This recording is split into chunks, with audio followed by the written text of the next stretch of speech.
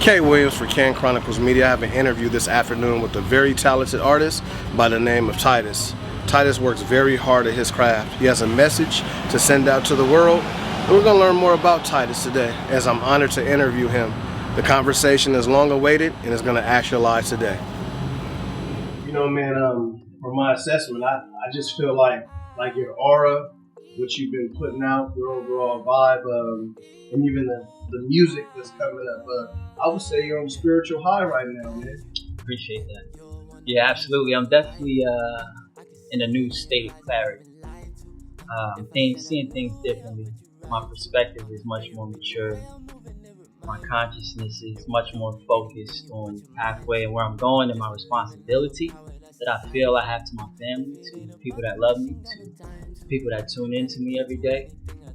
Being appreciative to that more deeply, and continuing to just give value in music.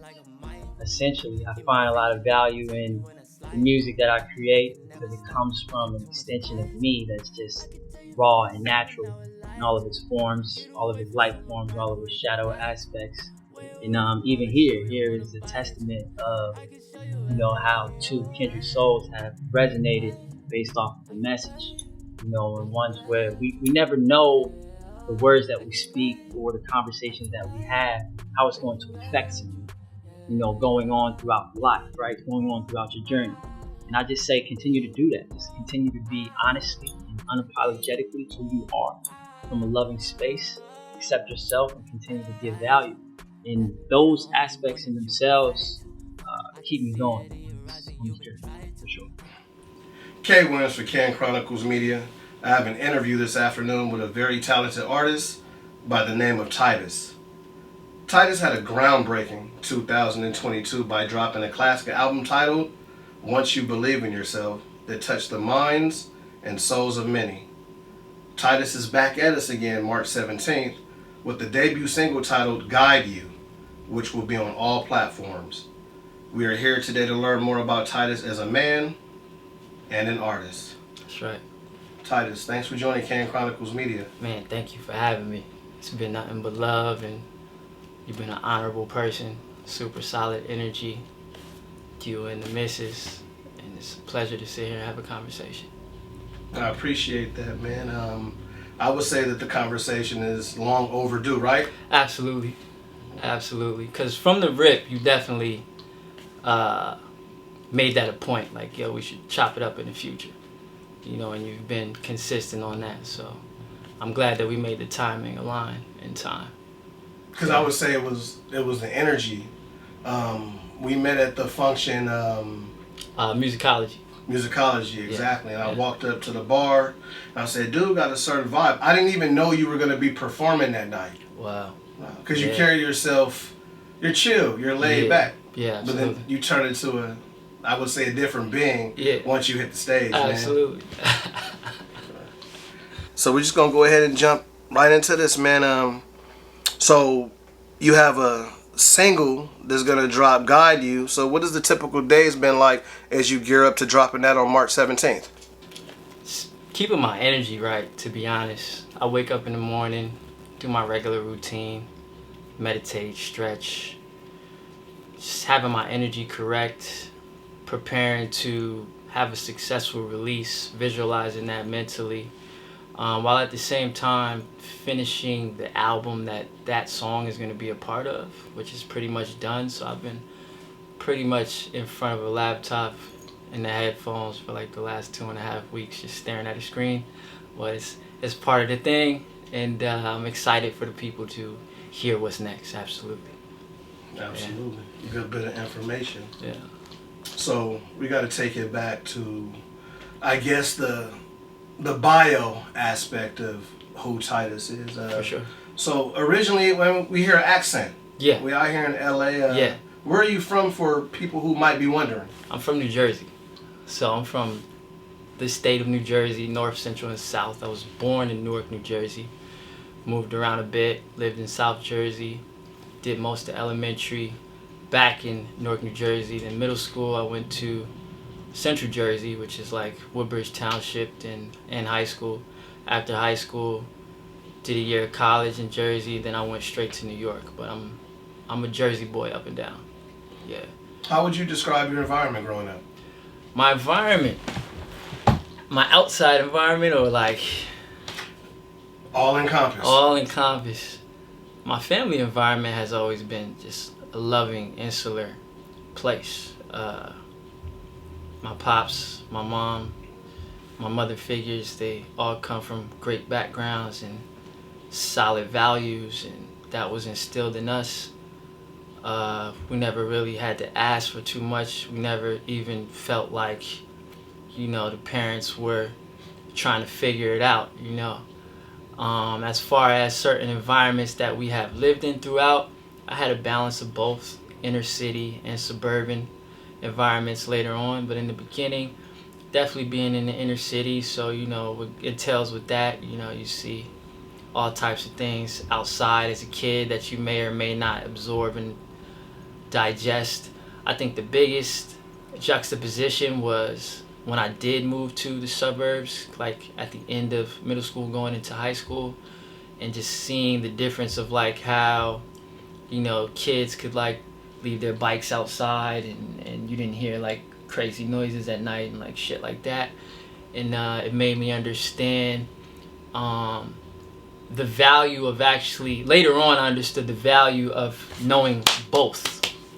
Knowing this side of America is really, in not as great of a place as this side of America.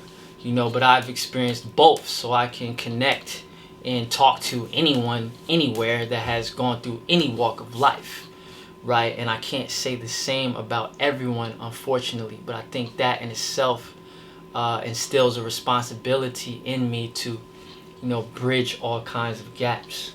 So, yeah, my environment at home was dope. We had video games and we played those until they was like go outside, and then we'd go outside and we wouldn't come back inside, and they'd be like, what are you doing? Come back inside.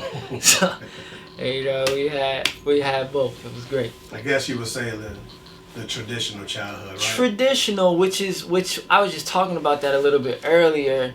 Like my generation, I'm a millennial, so I feel like we're the last that actually went outside, and like didn't, like my youngest like siblings, like they didn't really go outside. Like they was in front of like a screen, you know what I mean? It's a different thing. So I had that richness of growing up as a kid. Yeah, for sure.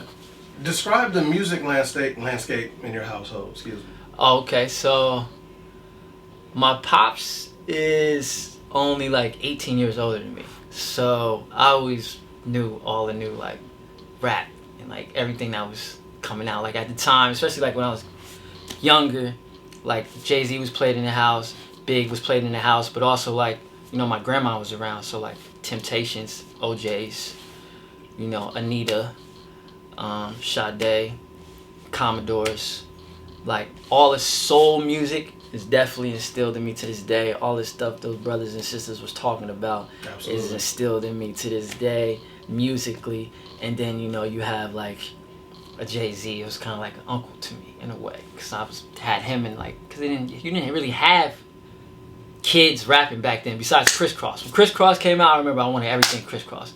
That kind of dates the like how pants and everything. Yeah, everything. But besides that, like I was pretty much grew up on like Jay and Big and like Redman and like Wu-Tang, and then like soul music and real original house music. Like original house music. You know what I mean? Like Flowers like type vibes, like Skating Ring type vibes, like soul. So like that was instilled in me for sure. Who were some of your favorite artists growing up? Some of my favorite artists, 50, Jay, Timbaland, Aaliyah. I listened to that stuff. Anything that was on pretty much playing on the box or MTV, like I absorbed that. Oh wow, the box. Yeah, you remember the box? We talking about mid-90s. Yeah. So anything that was on that, we were absorbing that, and I definitely absorbed it all. So everyone that pretty much popped out of the early 2000s, the late 90s, Puff, Mace, Nas, like I started buying tapes like early. I would get like DMX, like real greats, you know. And I ended up meeting a lot of these guys.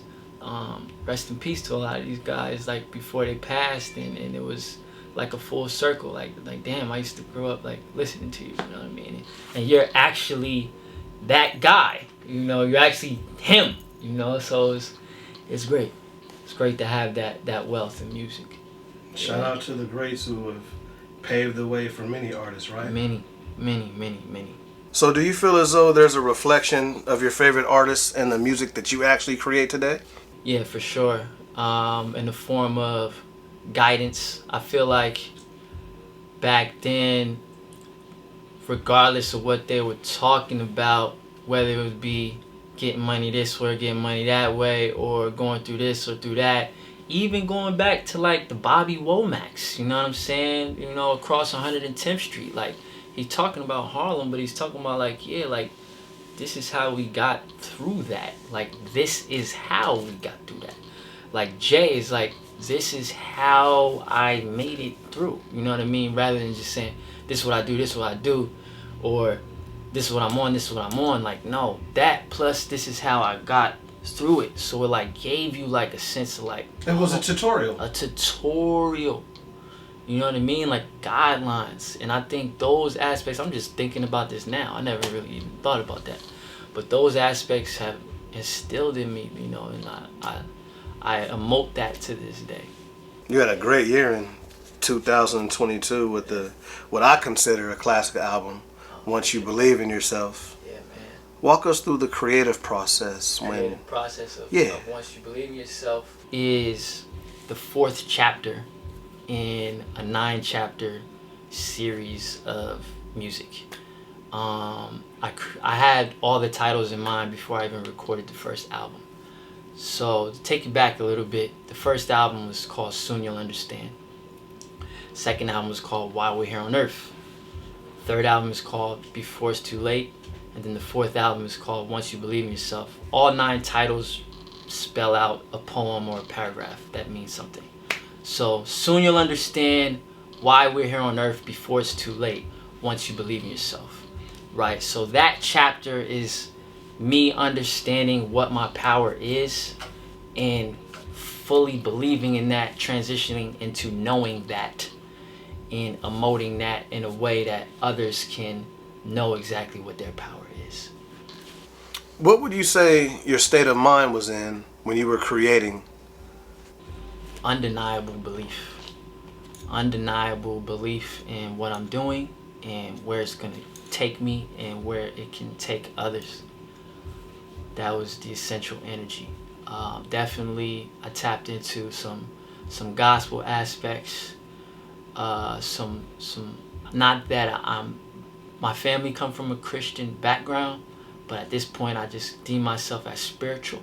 But musically, I tapped into aspects that I felt like would bring a sense of knowing of spirituality and spirit, and combining that with just the power of believing in yourself. Believing in yourself, betting on yourself, no matter what circumstances you are in. Don't ever forget the power of belief and materializing that and crystallizing that into a fact. You believe something with your wholehearted energy, your mind, your essence, all the cells in your body will transform into full belief. And that will become a reality. Yeah. At any given time during your creative process, did you lose any luster? Did you Absolutely. may not believe?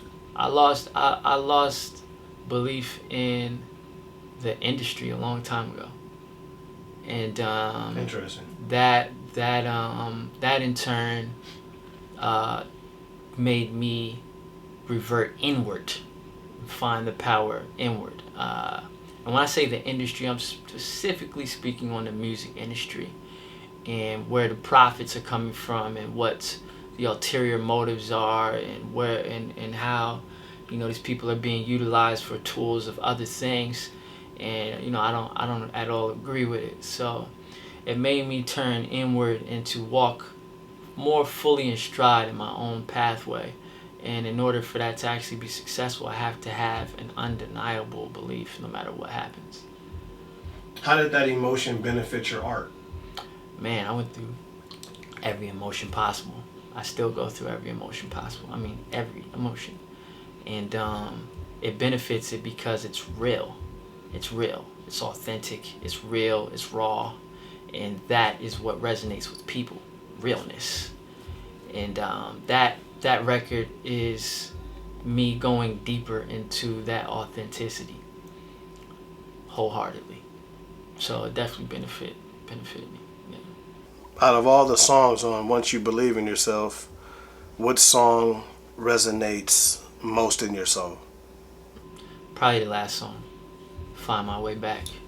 Because that's when I actually started to tap into more shadow aspects of myself and my past experiences in my life, which is what I've never really shared with my audience. I kind of came out the gate on this spiritual path, but I never really spoke on how I actually got there, which doesn't make sense and is also unfair. You have these gurus and like these people that are enlightened or this or that, and it's like, what, were you born like that? You were just born like that? No, you weren't. Did you actually walk through the darkness? Were you actually around demons? Do you actually know what that's like? Because if you don't, there's no way that you could just talk about that. It's not real. You don't come from a real place. You don't know the duality of both.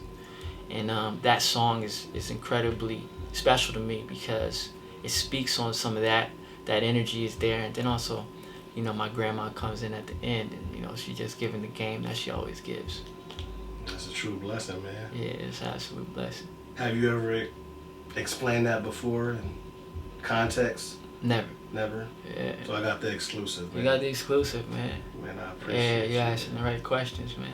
Man, let's talk about Guide You, the new single that drops March 17th. Yeah. Guide You is literally speaking on guidance. Low-key specifically talking to women. All throughout my life, actually, women have always come to me, since a kid, just in the form of requesting some sort of guidance. And in some ways, most ways I've succeeded, in some ways I haven't. In some ways I've learned, and it was a learning experience. And that record there, I decided to speak to the divine feminine, in which I never really have. I always spoke in a universal sense. So my direction is shifting a bit to fully stepping into that role of being a big brother and a source of guidance. Yeah. So yeah, that's that one. Do you feel as though you're a bit more vulnerable from an emotional aspect? For sure. Because you said